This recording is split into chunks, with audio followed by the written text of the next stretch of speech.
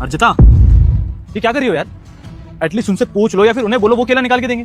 तुम दूसरे की प्रॉपर्टी ऐसी तोड़ रही हो यार। क्या पूछना है इसमें? केले घर पे लेके जा रहे हैं तो देखना तो पड़ेगा सही है या नहीं है। अरे यार, अभी खरीदा नहीं है ना तुमने, अभी तो उन्हीं का है ना। एटलीस्ट पूछ लो या फिर उनसे बोलो वो निकाल के दे देंगे। मैनेज नहीं है कि तुम्हें बिल्कुल भी? अरे भैया जी, भाभी जी को काहे डांट रहे हैं? कोई दिक्कत नहीं, अगर केला तोड़ दिया तो हमको कोई दिक्कत नहीं है।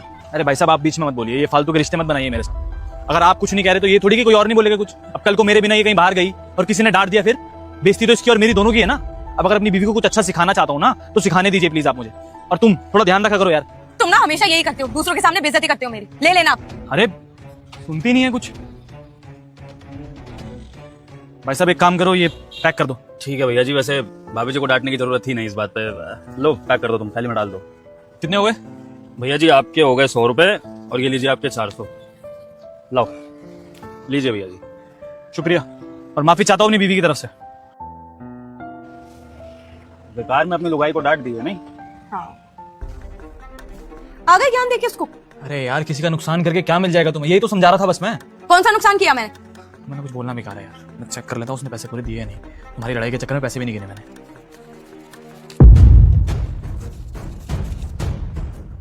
यार अर्जिता, पैसों में तो गड़बड़ है। बोला था तुम्हें, ये गरीब लोग ऐसे ही होते हैं।